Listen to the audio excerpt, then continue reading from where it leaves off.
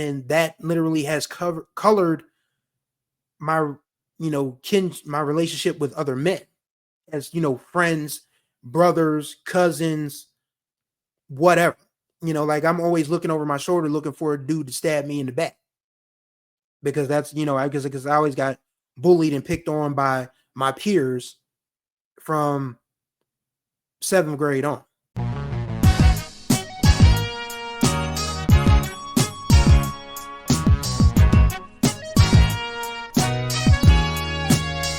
What's going on, everybody? Welcome back to the Chris 2 Cents podcast here with your boy Chris StevensWriter, who's going to talk about his 2 cents with common sense. Hopefully you all are doing well out there in spite of all the madness that's going on in the world. I'm not going to talk too much about that because we do that enough on social media. Everybody should just be getting to work, basically. That's what it boils down to. But this channel and this podcast is meant for fun. It's meant for dialogue. It's meant for motivation. And hopefully I can give you guys that. So I'm not going to get too much into the specifics. We're going to hop right into some things that I wanted to talk about because as I'm recording this will go out Tuesday morning. So this will be on Monday night. I'm actually recording this Monday night. So it'll go out Tuesday morning. But I was doing my laundry this morning. And of course I have to drive to a laundromat because my neighborhood I live in a neighborhood that's kind of like not exactly really walkable or really, convenient. I have to drive to pretty much get everywhere I want to go. So, even that includes the laundromat. So I drive to the laundromat, sit in my car, wait for my stuff to dry, and listening to Steve Harvey's closing remarks. Now, mind you, Steve Harvey morning show, I listened to it for two reasons. One, the strawberry letter, because I'm always interested what Steve is going to say and what they say about relationships. And I'll talk more about that in a minute. But the closing remarks he said today really kind of sort of stuck with me. And he said, people are afraid to fail, so they never try anything. And just mentioning how it's easy for you to say that someone else, lost the game, but you still sitting on the sideline. And that struck me because this week is a very busy week for me, in terms of what I'm trying to accomplish. I'm going to finally figure out what's wrong with my car because it refuses to pass inspection. And I'm not going to keep pouring money into a car that just does not want to cooperate with the DMV. So I've got to figure out what I'm going to do if this problem can't be fixed or it's too expensive to fix. Granted, I only paid $1,500 for the damn thing in the first place. And it runs fine, but for some strange reason, it just will not pass this one damn code. And it's really annoying. Anybody who owns a 99 Chevy Sprint, if you know anything about P0446, feel free to let me know in the comments. And just, listening to that while my laundry is drying, it's like, yeah, you got to start doing things that you may be afraid to do, and at least you try. And I'm going to figure out tomorrow. I'm probably going to get up tomorrow morning and figure out, go to one of these DMV certified emissions mechanics and see what they tell me. And if it's something I just don't feel like dealing with, I'm just not going to deal with it. This car is going to go. And I've only had it 8 months. And that's my fault. I was so gung-ho to get something. I needed something under me in time for sports season. And it turned out this car really was unreliable for as far as what I was trying to do with HBCU sports and First Day Hoops Report, which is my other baby. But, aside from that, it's going to be a really busy week. So I'm a part of a very important announcement this week for HBCU Sports. You'll learn more about that as the week progresses. And I have a special meeting on Friday, which I'm kind of nervous to talk about. But if you like sending positive vibes out, feel free to do so, because this could change the trajectory of what I'm doing with this podcast. And I am definitely on pins and needles about it. But whatever the result is, I'm going to live with the result and just going to keep on trucking ahead regardless. But if this turns out to be something great, then you guys are absolutely going to be the first to know about it. But yes, just thinking about what Steve Harvey said and just being present in the moment and trying to put out there, and just putting yourself out there, putting myself out there to be successful.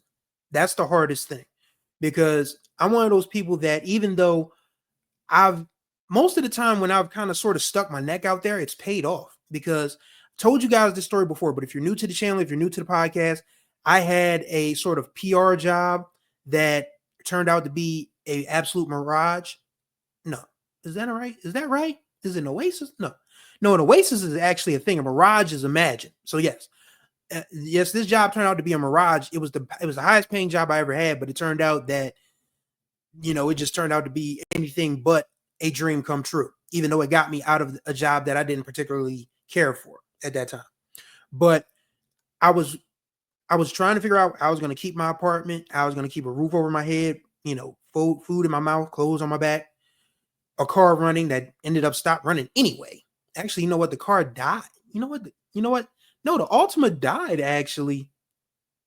Did it? No, it didn't. The Altima didn't die until see, the years, everything runs together so much you forget a lot. But yeah. So the Altima I had was still good at that time, but I had lost my job, and I had freelanced for HBCU Sports before, but I reached out to Ken Rashad, and I was like, and Ken was like, do you need help? He was like, he said, you more than welcome to come on board.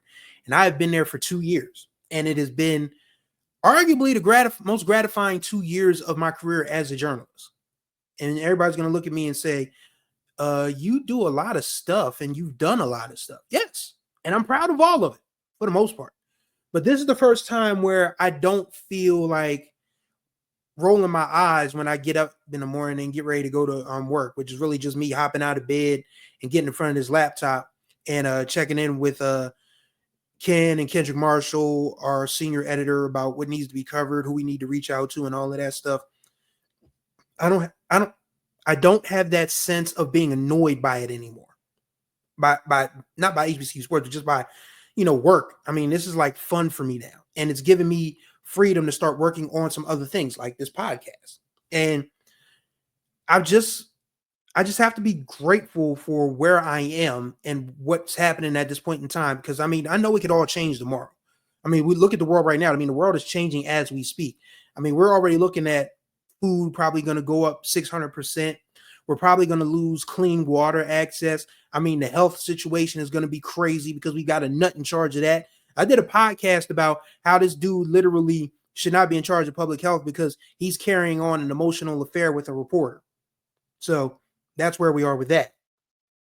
But just thinking about where I've been, and I really need to write my journalism memoir, but just to give you guys like a quick grand tour of my career, like I started this thing when I was 20 at the student newspaper, Delaware State. Mike Feeney, God rest his soul, died way too young, 32 years old, died of a staph infection. He was one of the greatest people you could ever know. And he was the one that liked one of my sample pieces for the Hornet newspaper. And he and Marissa Bazemore now, they liked me enough to bring me on board. And that's where my career started in 2002. I had a great time in college, as a reporter. Then I got into the real world and found out that your standard garden variety newsroom experience is going to be nothing like your college experience.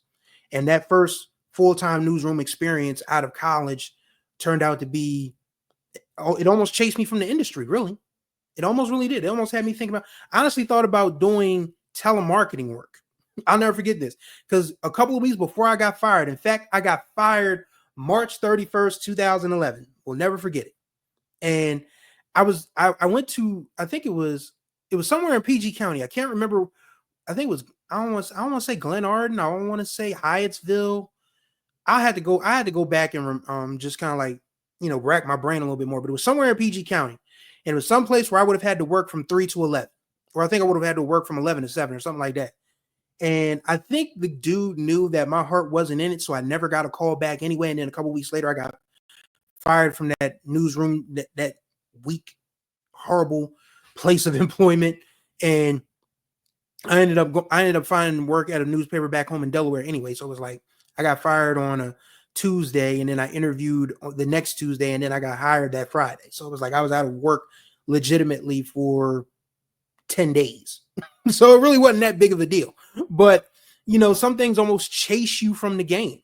And that's where it comes back to what Steve was saying about you're going to try some things. They're not going to go your way. But when the thing does go your way that, you try, it should encourage you to keep going. And just being able to cover Black college sports, which has always been close to my heart because I went to Delaware State, which is an HBCU, and just being able to have that freedom to start working on other things that I need to start working on for myself, that's been key. And I think what probably encourages me the most is that I didn't give up. I never quit. As much as stuff drove me crazy, and believe you me, there have been some times in my life where I've just felt like nothing's ever going to change, nothing's ever going to work. I'm stuck in this rut. Like I was in a decade-long rut after I left Southern Maryland, because that was where the newspaper from hell was. I spent pretty much the better part of a decade in an undesirable living situation because there's always drama and within my familial structure. But people ask me, and that's why I don't talk about family much on this podcast, because that's still a sore subject for me. That's something I still need to go to therapy about. But just trying to get myself out from that 10 and a half year. Actually, no, it was actually a full 11 years, because I came back in April of 2011. Thought I was gonna, just be home for a couple months, and a couple months turned into a full decade, because it was always something that needed, my attention. And it's going to sound really selfish as I say this, but being the reliable one in your family is completely overrated. Wholly and truly. Like, I don't care how many pats on the back people give you. I don't care how much people can boost you up and say, you've done this, you've done that, or thank you. It doesn't substitute for what it takes from your life. And yes, it sounds selfish to say this, but at the same time, I've never had a chance to be selfish in my life. I haven't, and that's why these last 2.5 years of me just, I literally cut myself off from the world because I just wanted to be alone. And now I'm starting to feel like being alone isn't always the best thing, because the only voice I hear every day is mine. Unless I'm on a chat, unless we're on a podcast with my HBCU sports folks, or I'm doing an interview or something, the only voice I hear all day is my own. And I don't even talk that much. Y'all listen to this podcast and say, wow, Chris really has a lot to say. I be quiet as hell during the day. I just be sitting here in silence most of the time, unless I'm watching something on TV or listening to some music as I work. That's about it. It's really quiet in here. I'm like, you can probably feel like it's super quiet in this house as I speak. But these are the things that you have to think about when you make sacrifices, and you sort of have to start thinking about yourself for once. And it's tough, because I think about this from a personal perspective more than I do professionally, because professionally, I try not to let my life interfere with my work, and I try not to let work interfere with my life. But from a personal perspective, I feel like a lot of my life has already been lost. And I know that sounds horrible to say, and it almost sounds defeatist, and I'm trying to get out of that. But when you spend 10 years, and 10 of your prime years, mind you, like I came home at 29. So I came home at 29 going on 30, didn't get out of the situation I was in until I was 40 going on 41. And I don't have any shame in saying this, because there's nobody can make me feel bad about what I survived or what I pulled through. And nobody should make you feel that way either. Like if you come through a situation, no matter how scandalous, no matter how dramatic, no matter how emotionally and physically and mentally draining it was, if you came through that, you should not feel ashamed, because you actually came through it. And coming through it for me just meant being alone, having my own space, having my own peace of mind, and just distancing myself from drama. And like I said, it sounds horrible to say, it sounds really selfish, but I've never had a chance to really be about myself. I just never have. It's always been, helping other, helping family, helping people, listening to other people's stuff, and granted, I've trauma dumped on other people too. I'm not exempt from this, but that's because so many people had just, kept frustrating me with their mess. It was like, I can't even think about my own mess, and I don't even know where to process my own mess. So I end up confiding in people who either don't care or care, but then stop caring because it's too much. And then it just becomes like a mess. And I just needed to be by myself. I needed to be by myself. I didn't need anybody in my space. I didn't need anybody in my face. I just needed Chris and Chris alone. And for the last 2.5 years, going on 3 years, actually it's closer to 3, because I moved into my apartment on my birthday, September 25th, 2022. So it was heavy for me. And it's still heavy for me because it's not like I've totally just escaped. And I don't even want to, I hate to use the word escape like it was that bad, but I'm still in the same town as my family, same town as my friends, but we don't see each other much. And I feel bad about it sometimes, but at the same time, it's like, yo, I just need to be be by myself, be with myself, just have my own thoughts, my own comings and goings, my own food. Just I need to be. I just needed time for Chris. And I just sort of, you know, I guess for lack of a better term, I ghosted my family and friends. And I feel bad about it. But again, I lost 10 years of my life, trying to make sure that, you know, other people didn't suffer. And I lost a lot, like I said, my prime years. Like I lost my entire 30s basically. And now that I'm on my own again, I'm still single, and it's hard out here to date when you literally have just not had the time to date. And when you think about how family and friends and job situations just all sort of conspire to knock you off your square, you really don't know if there is a future for you in that realm. And I think about that a lot. I have friends, that have married and remarried. I have friends that have children. Their children have grown up. And I have been single since single been single. I ain't got no kids. I have no divorces. I have no marriages. I just have myself. And I think about it a lot. And this isn't me, complaining or wanting any sympathy. It's just me being realistic about my situation. And I mean, companionship is dope. I mean, if you can find it. I mean, I think there are so many people who are afraid to say that they want someone or even that they need someone because of what social media says, because of what people with these say. There's so much that people are just afraid to be vulnerable about because people look at vulnerability as a weak trait when it's probably the strongest trait any human being can possibly have. To know that, okay, I want someone in my life, or I want to get out of this situation, or I just want to do better for myself.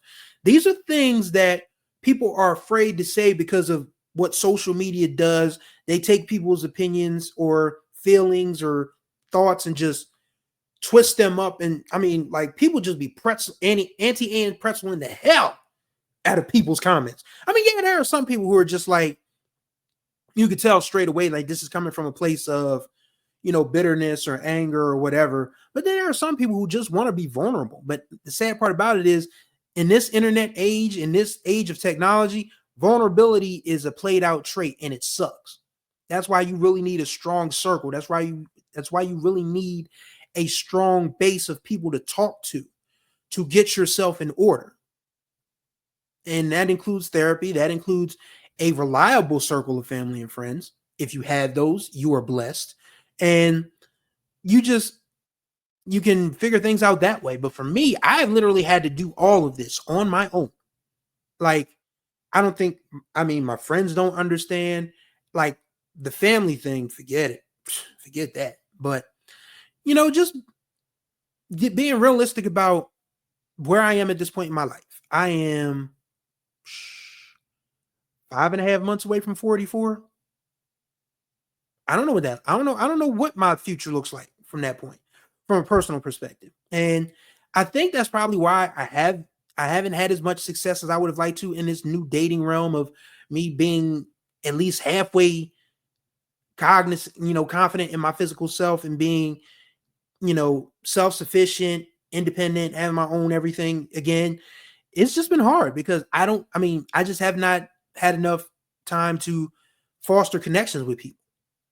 And it's tough. I mean, I don't go out because I'm not a very social person. I mean, I'll never forget somebody asked me, so what's the best place in Wilmington to eat? Hell if I know. I don't go out. Everything I eat comes from my kitchen or the occasional cheesesteak or pizza from Hotspot. or Papa John. Yeah, I'm gonna catch some. Yes, I'm gonna catch some flack for this. I mean, Papa John's pizza, y'all really do the most in saying that pizza's bad. It is not bad. I mean, it ain't great. But it ain't Little Caesars. Little Caesars is just like, eh. I mean, Domino's is like, I can't tell you last time I've had Domino's or Pizza Hut. But Papa John's has always been an old standby for me. It's just a comfort food. So, yes, I'm going to catch some flack for that. But yes. Other than that, most of the food I eat comes from my kitchen. So, I mean, people are like, you don't go out on solo dates. You don't do this. You don't do that. How you going to expect to find somebody if you don't leave the house? I don't know. I ain't gonna lie to you. I mean, y'all make great points. But it's just hard. I mean, going to a Stevie Wonder show by myself was the most, bold thing I've done since I went to go see the internet at the Trocadero in Chinatown nearly a decade earlier. And I mean, I love to do stuff by myself, but at the same time, it's like I realized that I'm not in a space to connect with people because despite what my personality on these podcasts display, and I'm not saying I'm living two different lives, and I'm definitely not saying I'm phony. I'm definitely authentic to myself and to anyone around me, but it's easy to talk to a microphone and a camera for 25, 30 minutes. It's harder to talk to a person in person. It's just, especially, as a dude who dates and prefers the company and is attracted to women, it's hard. And it's like, you think about it, all the physical work I've done, and there's still that part of me that still feels like that close to 400-pound guy that just didn't find himself to be worthy of any woman's attention. And that's the challenge. That is one of my bigger challenges today. Just trying to figure out where this confidence is going to come from that I can, try to get off the apps, because the apps ain't doing nothing for me right now. Nothing. Like, not even from a random, hookup perspective. Like, it has literally been, no, it hasn't been a year. It's been close to a year. But it's been close to a year since I've, had any success in that realm. And it's funny that, you think about these things and you're like, damn, time really does fly. And then you start realizing that, you got to, start making moves in different areas at some point, but you just don't know how to go about it. Like, it's been easier for me to be on my professional P's and Q's than it has been to be my personal P's and Q's, because, you got to make money to live. And obviously, that's going to be a challenge for all of us in the near future. But just trying to figure out what I'm going to do from a personal perspective has been a challenge, because again, I lost a decade. I lost my entire 30s because of family drama, workplace issues, and just not being in the right place with myself. All those three things together, it's just like, boom. Like, it just exploded into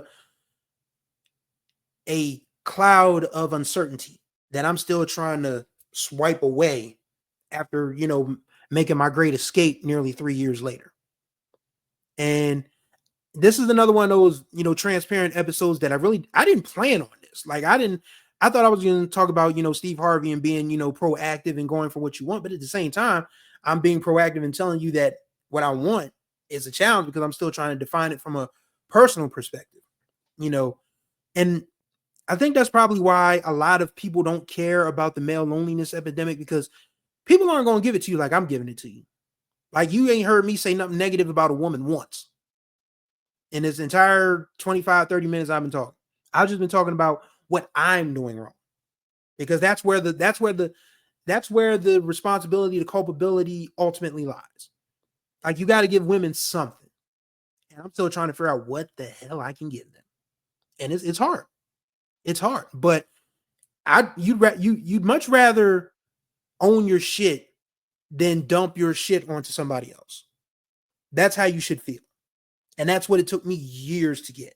Like, literally my entire 30s, like, literally all of my 20s and the first half of my 30s. Like, I did, like I said, it took me to 36 to figure out that, yeah, you got to start, looking at your role in this, because that you got to look at the common denominator.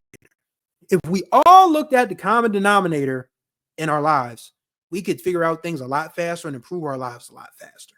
So just being realistic about that. I don't know what my personal future is going to look like. Even if I get back down into the 220s and 230s like I want, I don't know. I don't know if I can still, be.